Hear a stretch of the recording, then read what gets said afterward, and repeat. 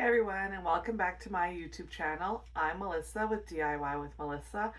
Today we are going to go through how to download a font from outside of Design Space. In this case, I will be downloading it from dafont.com. How to bring that font into Design Space, and the last part is the font I'm actually downloading has these lines in it, like so, with the hearts, and I'm going to show you how to achieve that look. So let's head over to the computer and get this started. Okay, now welcome back to my computer. We are going to go through how to do this now, and where we're going to start is we are going to go to dafont.com.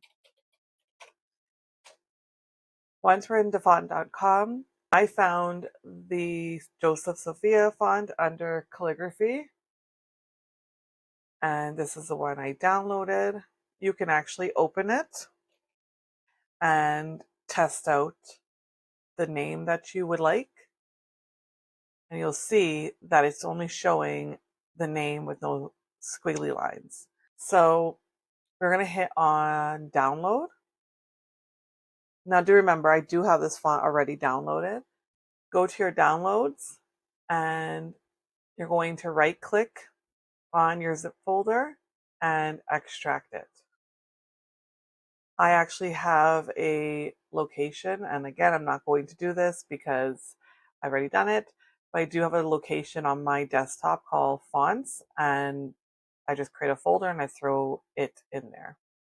For now, I'm just going to put it back to downloads and extract. Once you have your font downloaded, you will see an open type font file and a true type font file. I don't know if there is a difference between the two. I use either one. Sometimes I've noticed fonts I've downloaded has one but not the other, and it works fine. So I really don't know what the difference is. So we'll do the true type font. That's what it's going to look like. And up here, we're going to click on install. Like I said, I'm not going to install this again because I already have it installed, but that's what you'll do. Double click on it and click on install. Once it's installed, if you had Cricut open when you downloaded that font, you will need to close Cricut out and restart it. The font won't be there. It does need that kind of like a refresh in order for it to be seen. So now I put a name in, and then we go to font, click on the drop down. Your font is going to be under the system tab. We can now search for it, and there it is. Our font, our name is in the font that we wanted. Now, how do you get the squiggly and the heart? So go to your start menu and you start typing character map. It will come up. You'll then click on this down arrow and scroll or start typing the name of your font. So there it is. If you scroll down some more, you will see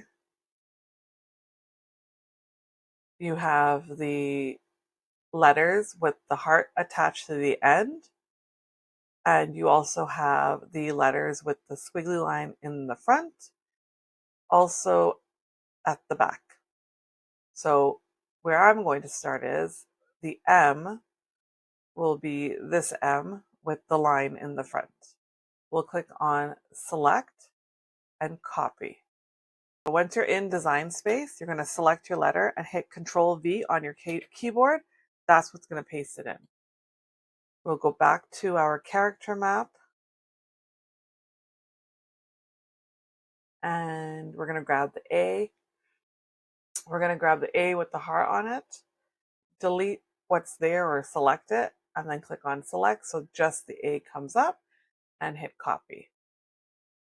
Again, we'll go into Design Space, get our text box, double click in our text box so that it's editable, copy the last letter, and hit Control V. You, of course, do not need to copy the letter and do it the way I'm doing it. You could just grab your letter like so. Paste it in, start typing, and paste it in. So you don't have to do it that way. The way I was doing it up here, this would work as well. And then what you'll do, just delete that one, and we're going to start typing the next name. So we have the squiggly line already, so we don't need that again. We'll put the next name in. I will, of course, make this smaller. Okay, we go back to character map and do the same thing.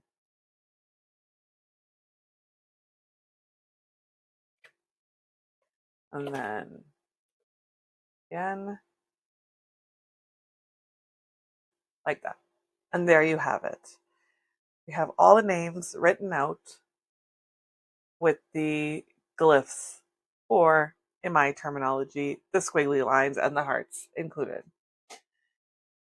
Once we have that going, I'm going to create the project that I showed on social media the other day, and it was a Mother's Day project. So I'm going to bring in a text box and type the name Mom. I'm going to use chip decor for this one, just like that.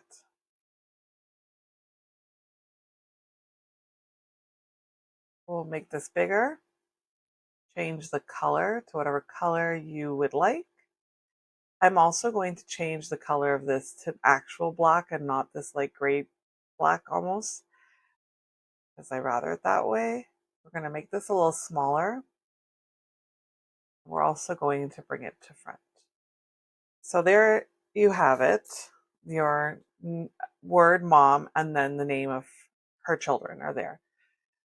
Once you have your name over top your mom, like so, we'll select everything and we are going to center it. That just ensures it's sitting nicely on our name. Once you have that done, we'll select the names only. I don't like to select it on the mat or the canvas. I like to select things on the right side when they're layered like this, because you risk the chance of clicking on it and dragging it and moving its position, and you have to keep fixing the position after.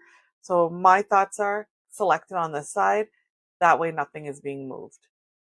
But please, of course, do as you please. So I select it now and I'm going to click on offset. You know me, I love to offset at 0.056 and hit apply. I really do feel like 0.056 gives the perfect amount of offset needed for this. It doesn't take away from the word mom, and it also makes it the perfect area for the names of the children. Once you have that done, we'll go back to the right side. Our offset is currently selected. We're going to hit Control on the keyboard and select Mom. So now we have both the offset and the word Mom selected. We'll move to the bottom and click on Slice. Let that go, and we can remove the excess, just like so. Delete it, and there you have it. So we'll set this aside, and then I'm going to do one more. Okay, so now I'm going to go through how I did grandma. If you saw my post on social media with 8 names across it. So we'll start by typing in grandma. We will make this a little bit bigger. Change the color to red. And I'm going to start typing in the names. So we're going to change this first to Joseph Sophia. For the names, I went with the kids' names or the grandkids' names in the order of how they were born.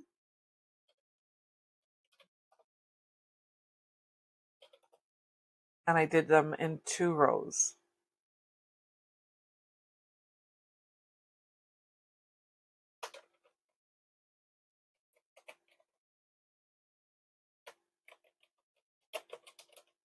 just like so. So we'll go in and we will add our squiggly lines in.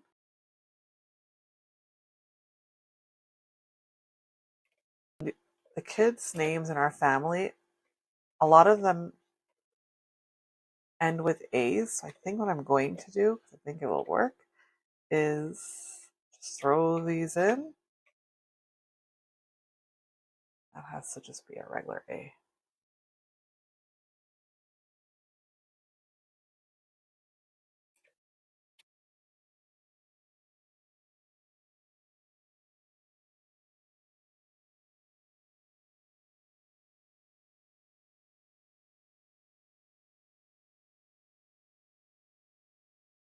Perfect.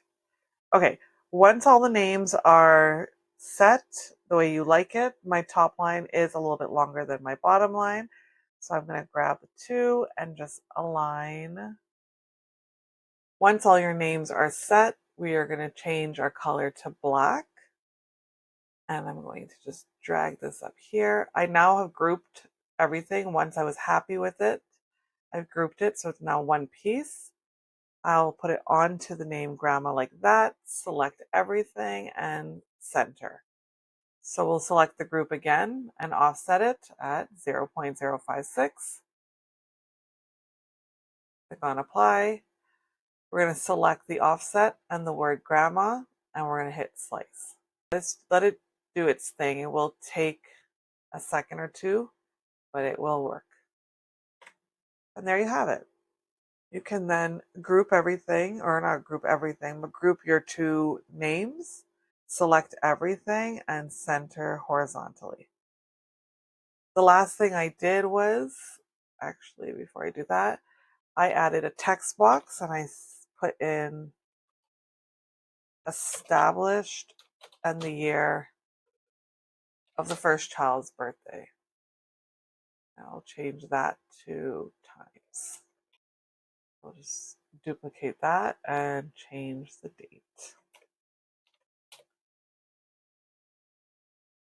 Now we can select all of our project and I'll center horizontally. Fill around with these ones as well. It just helps you line them up nicely. And there you have it. We are actually going to make this into a cup for my mom. So we will head over to our computer. I am going to print this on my sublimation printer. Head over to my computer, or sorry, head over to the table and we can get this going. I will make this smaller, of course, for the mug. And I will measure my mug to see how big it should be. I am actually going to do this one. Once your design is complete, don't forget to select everything, center, do what you need to do, and flatten the entire project, as I'm going to get it ready to do a print then cut. Not the cut, but the print, so that I can sublimate this on a mug. So I am going to resize this down to 4 inches because that's about a good spot for it on either side. Yep.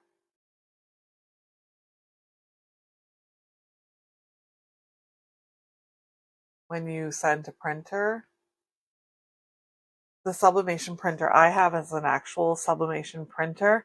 It's not a converted one. So it is set up that it prints in reverse for me, or like it turns the mirror on for me. Please ensure if you have a converted printer that you're using to make sure you mirror it before you hit print. My printer is the Epson SC41 or F100 series. I will not add bleed to this.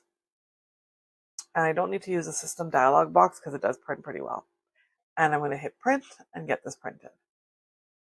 Actually, I should show you what happens. So if you use system dialog box and you hit print, the dialog box comes up. Now that that's printing, we're going to move to our craft table and get our mug created. Printed. I was having some issues with my printer, but ended up working out. I'm actually going to cut the black registration marks off because of course I'm not going to get Cricut to cut this for me. I'm going to use this and wrap it around my mug.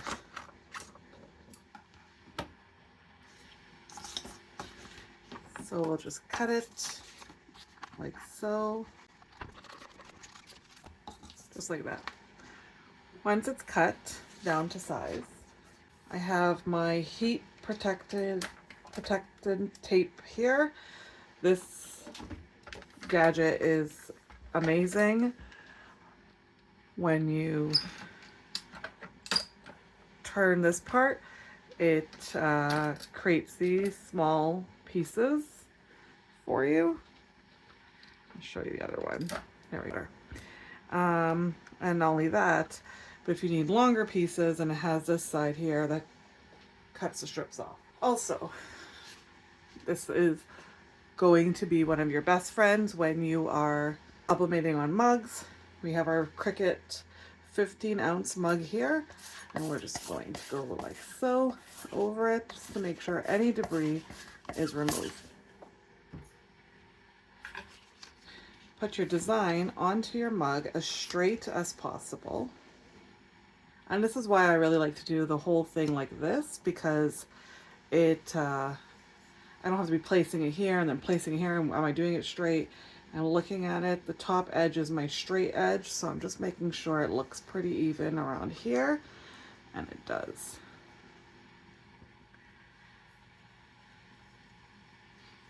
Only thing is that I think I need, there we go. So just needed a little more.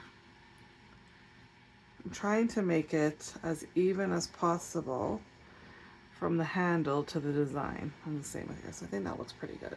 So we'll start taping. As I said, I'm literally just eyeballing this. And while I get this portion ready, I have my machine on. It's ready. It'll turn green when it's ready, so we'll let that go.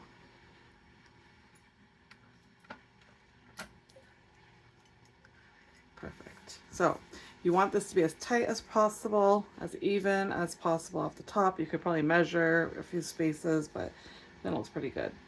Now, what I like to do is I'll just grab a long strip of tape, just like that, and tape it along the bottom edge and the top edge. With sublimation, you really want to ensure that all parts are covered.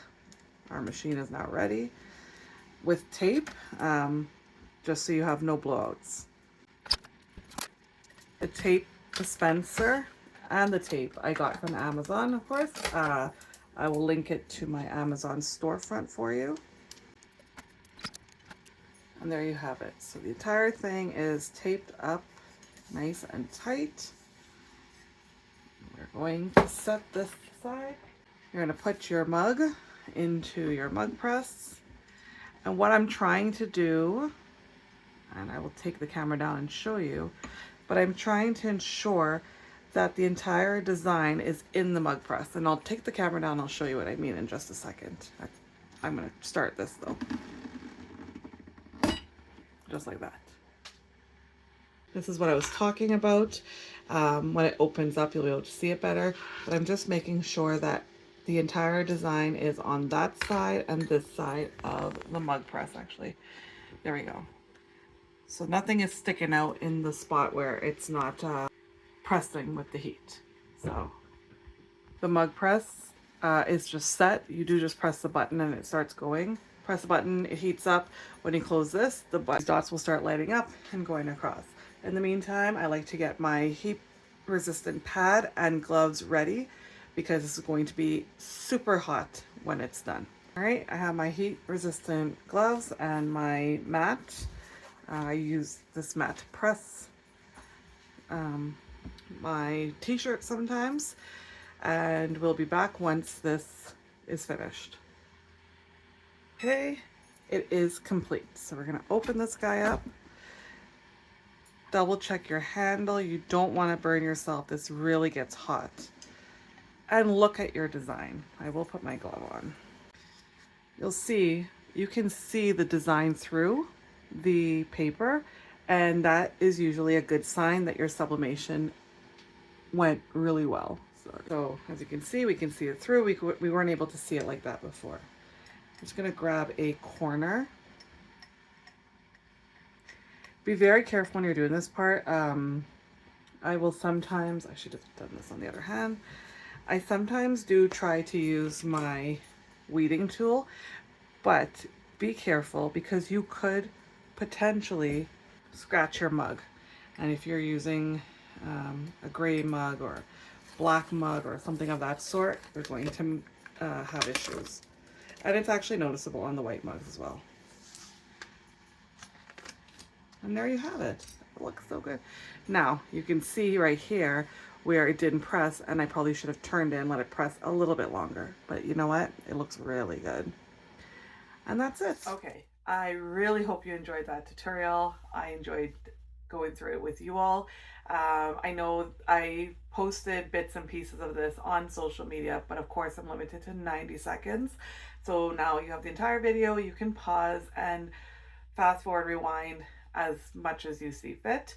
So yeah, again, we just went through how to create something like this, how to get the font downloaded and into Cricut, how to get the glyphs added to your project, and I think that was about it. Oh, and how to offset and slice, which I've taught you before. I do hope you enjoyed this video. Don't forget to like and subscribe and hit the bell button so that you are notified when I post future videos.